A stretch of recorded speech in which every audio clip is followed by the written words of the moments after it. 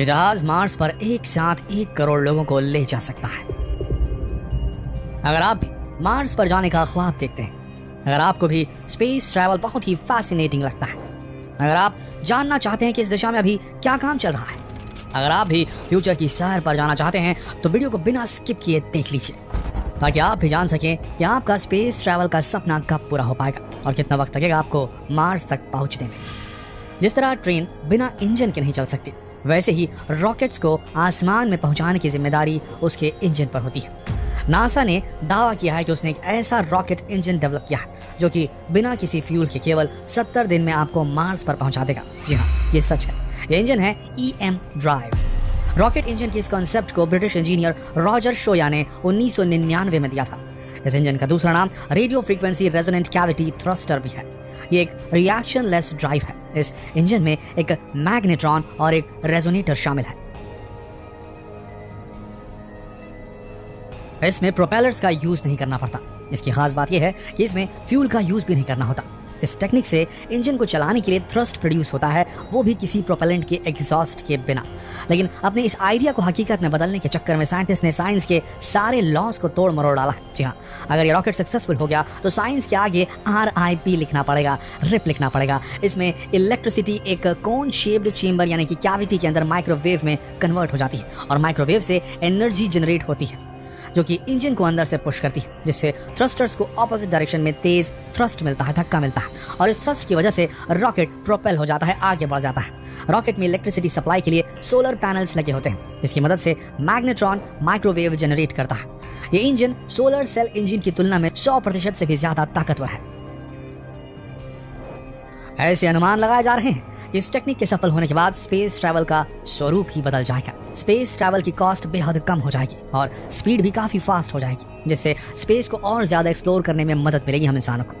वैसे अभी टेस्टिंग के लिए इस इंजन में सोलर पैनल का यूज ही किया गया, लेकिन EM ड्राइव की रिसर्च टीम का एक ऐसा अनुमान है कि अगर इस इंजन में सोलर पैनल की जगह 2 मेगावाट का न्यूक्लियर इलेक्ट्रिक प्रोपल्शन सिस्टम लगा दिया जाए और उसके बाद इस सिस्टम को EM ड्राइव के द्वारा 0.4 न्यूटन पर किलोवाट इनपुट पावर से चलाया जाए तो इसकी स्पीड बहुत ज्यादा बढ़ जाएगी, यहाँ तक कि आप 70 दिन में मार्स की सैर करके वापस आ सकते हैं। और तो और नासा ने एक और अनुमान भी लगाया है। अल्फा सेंटोरी जो कि हमारे सोलर सिस्टम से सबसे नजदीक वाला सोलर सिस्टम है, वहां तक पहुंचने में केवल 92 साल का वक्त लगेगा। है ना कमाल? यानी कि वो दिन दूर नहीं जब हम छुट्टियां मनाने दूसरे प्लैनेट्स पर नहीं बल्कि दूसरे सोलर सिस्टम्स में जा सकेंगे। हाँ, 92 साल बहुत ज्यादा लंबा टाइम जरूर है, लेकिन अभी तो शुरुआत है, आगे लंबी उड़ान है। इसके अलावा नासा के इंजीनियर्स ने यह भी दावा किया कि वो EM ड्राइव के रेजोनेंस चैम्बर में लेजर भी इंस्टॉल कर सकते हैं और जिसकी वजह से इसके चारों ओर मैप बबल क्रिएट हो जाएगा और उसके बाद ये रॉकेट लाइट की स्पीड से भी ज्यादा तेज उड़ने के कगार पर पहुंच सकता है। यानी कि जितने टाइम में हम एक शहर से दूसरे शहर पहुंचते हैं, उतने समय में हम दूसरे प्लैनेट तक पहुंच सकते हैं, बिल्कुल हॉलीवुड फिल्म अवेंजर की तरह। मजा आएगा ना? अर्थ पर ब्रेकफास्ट, मून पर लंच और मार्स पर डिनर। पर रुकिए, यह रॉकेट अभी तक सक्सेसफुली टेस्ट नहीं हुआ है क्योंकि इसके डिजाइन को लेकर काफी कंट्रोवर्सी हो रही है और इसका रीजन हमने आपको पहले ही बताया था कि EM ड्राइव साइंस के सारे रूल्स को ताक पे रखकर बनाया गया है। न्यूटन जी सालों पहले एक नियम बनाकर लेकर आए थे। इस रूल के according every action has equal and opposite reaction. Simple language में किसी भी रॉकेट को आगे बढ़ने के लिए एग्जॉस्ट की जरूरत पड़ती है और ये एग्जॉस्ट रॉकेट के उड़ने की ऑपोजिट डायरेक्शन में होना चाहिए, लेकिन इस रॉकेट में तो कोई एग्जॉस्ट ही जनरेट नहीं होता, तो फिर न्यूटन जी का ये लॉ तो यहाँ फेल हो जाएगा। तो फिर इस रॉकेट में हो क्या रहा है? यहाँ ये हो रहा है power is equal to propulsion, मतलब कि यहाँ इलेक्ट्रिकल एनर्जी को सीधे सीधे प्रोपल्शन में चेंज किया जा रहा है, जो कि मुमकिन ही नहीं है। ये कुछ आयरन मैन के सूट की तरह हो जाएगा। सीधे शब्दों में कहें कि यहाँ फंडा यह है कि यहाँ इंजन को 100 मेगावाट की एनर्जी दी जाएगी और फिर वो 200 मेगावाट की एनर्जी जनरेट कर लेगा, जो कि प्रैक्टिकली इम्पॉसिबल आज की तारीख में लगता है। इसीलिए आज की तारीख में इस इंजन को उतना सक्सेसफुल नहीं प्रेडिक्ट किया जा रहा है, लेकिन पॉसिबिलिटीज तो हैं, थियरीज तो दी जा रही हैं साइंटिस्टों द्वारा कि वो ऐसा कर सकते हैं। अब उन्हें करके दिखाना होगा, तभी प्रैक्टिकली इस दुनिया को ये यकीन होगा कि हाँ ऐसा हो सकता है और ये जो EM ड्राइव इंजन है ये सक्सेसफुली हम इंसानों को बहुत कम लागत में पूरे स्पेस को एक्सप्लोर करने की एबिलिटी देगा। अब बात करते हैं आयन इंजन के बारे में। जी हाँ, ये भी एक स्पेशल किस्म का रॉकेट इंजन डेवलप किया गया है साइंटिस्टों द्वारा, जिसे आयन इंजन नाम दिया गया है। स्टार वॉर्स और कई वीडियो गेम्स में आप इस तरह के इंजन देख सकते हैं।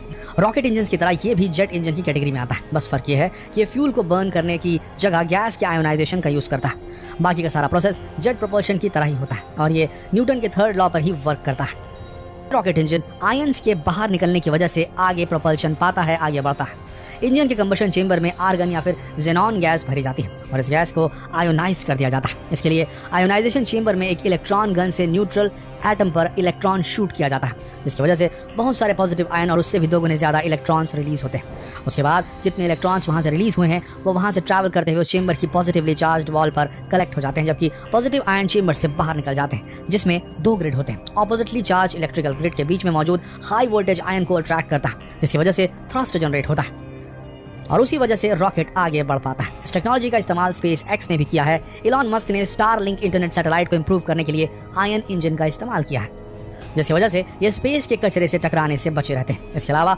आर्टेमिस, जापान का हायाबुसा 2, बेपी कोलंबो में भी इसका यूज किया गया था और इसका सबसे रिसेंट एग्जांपल है चाइनीज स्पेस स्टेशन ताइयान, जिसे कि 2021 में 4 आयन इंजन के साथ लॉन्च किया गया है। वैसे नासा का प्लान तो नेक्स्ट जनरेशन ISS वासिमीर इंजन को इंटरनेशनल स्पेस स्टेशन पर सेट करना भी था, लेकिन इस प्लान को डिनाई कर दिया गया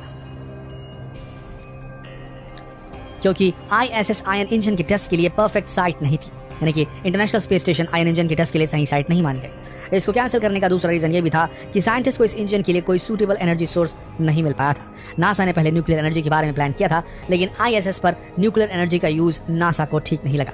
वैसे अब नासा ने फ्यूल फ्री इंजन को डेवलप करने के अपने प्लान को साइड में रख दिया है और अब वो न्यूक्लियर थर्मल प्रोपल्शन के लिए रिएक्टर बनाने पर ज्यादा फोकस कर रहा है। अब नासा का मेन पर्पस है न्यूक्लियर इंजन का development. Nuclear thermal plant chemical rocket engine का बेस्ट ऑल्टरनेटिव साबित हो सकते हैं। वैसे तो दोनों ही तरह के इंजन्स में गैसों को एग्जॉस्ट करके थ्रस्ट जनरेट किया जाता है, लेकिन दोनों में गैस को एग्जॉस्ट करने का तरीका अलग अलग है। न्यूक्लियर स्पेस इंजन में एक छोटा फिजन रिएक्टर फिट होता है जो थ्रस्ट क्रिएट करता है और इस तरह के इंजन आने वाले समय में मार्स पर होने वाले मैन्ड और कार्गो मिशंस के लिए बहुत ही यूजफुल साबित हो सकते हैं।